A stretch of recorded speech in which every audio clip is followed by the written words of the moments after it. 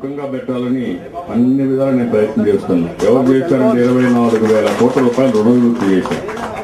10,000 కోట్ల రూపాయలు డాక్టర్ సంఘాలకు ఇచ్చారు. అదే డబ్బులుండి కాదు, అప్పు చేసి మీరు తీసుకున్న అప్పు నేను తీసుకొని మీకు 10% వడ్డీ రేటు కట్టి మళ్ళా ఇచ్చి అన్ని గ్రామాలకు మీకు రైతులకు న్యాయం చేయాలని ఆలోచించాను.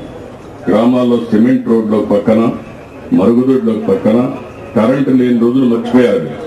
ఇప్పుడు ఏమనుకోకపోతే నంద్యాల రూరల్ కానీ కొరిసిపాటు ఆలోచించుకోవాలి. మీరు మీకు రాజకీయంగా కొంతమంది నాయకులు వస్తున్నారు, కొన్ని ఇబ్బందులు ఉన్నాయి. కార్యకర్తల్లో కూడా నాకు వచ్చిన సమస్య ఏంటంటే నాయకుడు కావాలి, ఎలక్షన్లో గెలవాలి. గెలిస్తేనే మీకు మళ్ళా పనులు చేయగలుగుతాను, లేకపోతే గెలవకపోతే పనులు చేయలేము.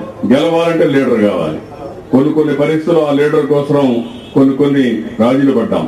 రాజీ పడినప్పుడు కొంతమంది నష్టం కూడా జరిగింది. అది కూడా నాకు ఐడియా ఉంది. అట్లని చెప్పి మీకు నష్టం జరిగిందని ఎక్కడ చెట్టు నరుక్కుంటే ఏమవుతాం?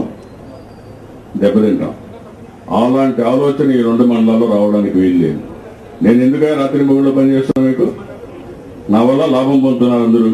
పొందిన వాళ్ళు మళ్ళా ఓటేయాలి కదా. ఎవరి కోసం? నా కోసమా? నా కోసరం కాదు, మళ్ళా మీ భవిష్యత్తు కోసం. 10 ఏళ్ళు ఏమైంది? రాష్ట్రం సర్వనాశనం అయింది. అదే కానీ నేను ఉంటే ఇప్పుడు ఏ స్థాయికి వెళ్ళాడు?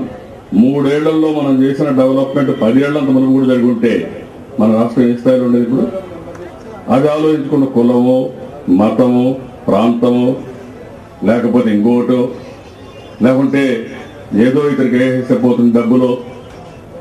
ఒకరోజు ఒక అవినీతి పరుడు కావాలంటే డబ్బులు సంపాదించి ఇస్తాడు, మళ్ళీ అవినీతి చేసుకుంటాడు. నేనేమో ఆలోచిస్తాను, నేను చేయాలని చేయలేనా? 1000 రూపాయలు ఇవ్వలేనా మీకు?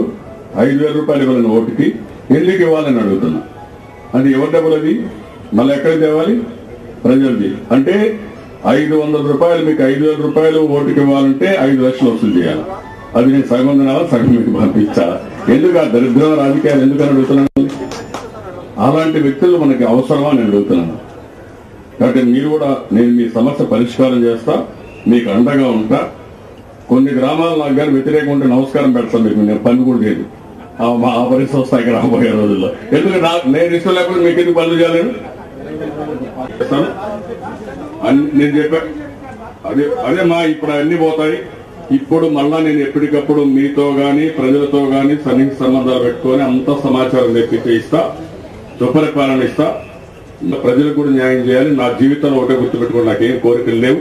నా కోరికంతా మీరు సుఖంగా ఉండాలి, ఆనందంగా ఉండాలి, భావి తరాలు కూడా ఆనందంగా ఉండాలి. దానికోసమే కష్టం తప్ప దేనికోసం కాదు. అది మీరందరూ గుర్తుపెట్టుకోవాలి.